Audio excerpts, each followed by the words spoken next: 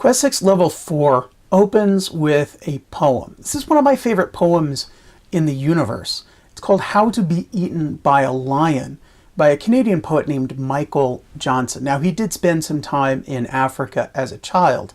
I would like to believe that he never saw anyone get eaten by a lion, but he might have some firsthand experience about lions. Now, the thing that I love about his poem is that it's not really about lions.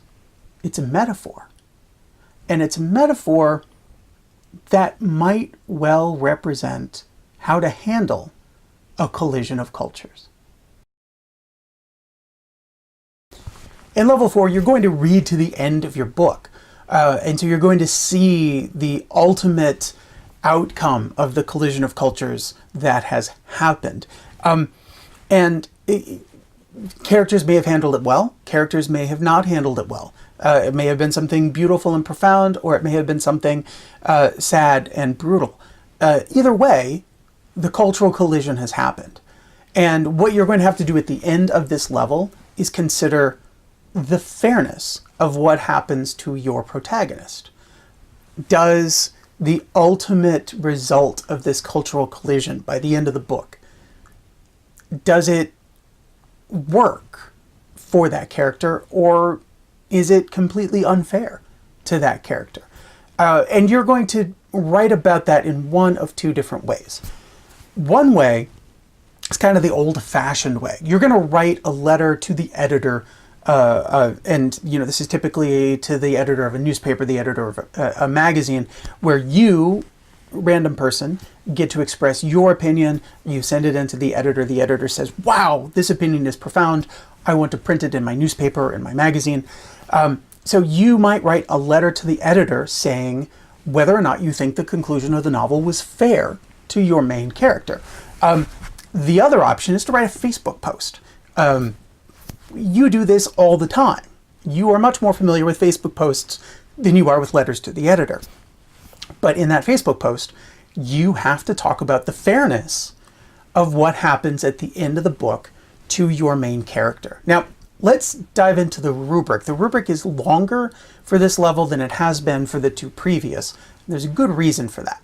The biggest reason for that is that you are also being judged on a language standard here. And that language standard covers passive voice and active voice, and knowing how to change back and forth between them. And in your writing at the end of the level, you are using the correct syntax, diction, and voice for the writing that you've chosen to do. If you're writing for Facebook, you can be informal, and all of your writing should be in the active voice. Your diction, your syntax, informal, active verbs all the time.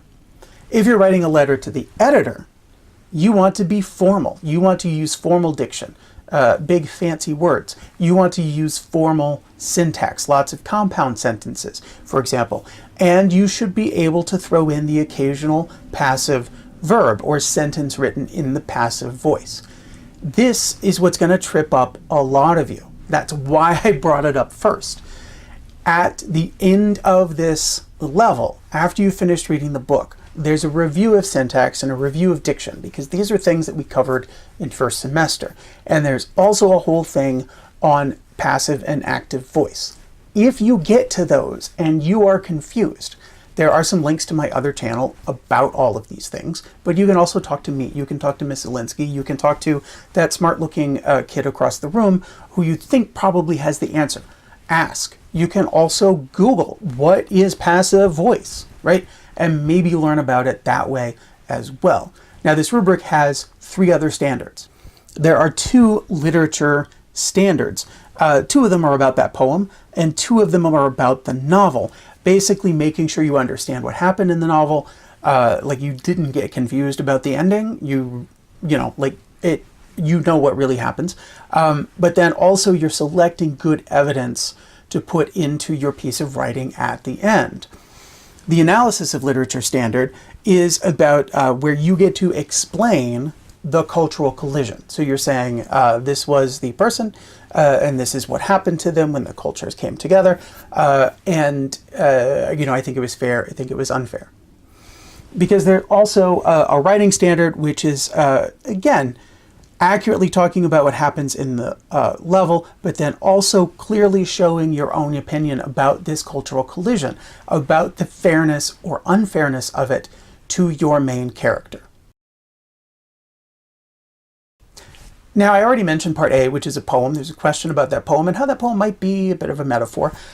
B and C are really about reading. You're doing the double entry journals. You're going to continue to add to your character connections web as appropriate. But there's also a text too. So you're making some connections, text to yourself, text to other things that you've read, and text to what you know and have seen about the world. C and D are about the syntax and diction and passive versus active voice. There's some review of those things. There's also a little bit of reading so that you kind of see what passive and active voice can do when you're talking about important things like police shooting of unarmed men. And then, for some reason, I screwed up and I've labeled the writing at the end part G, even though there is no E or F. But then, you get to the writing at the end. So it's your letter to the editor that is formal with some passive voice sentences, or your writing for Facebook, which is informal and using only active voice. That's what you're doing there at the end. Good luck.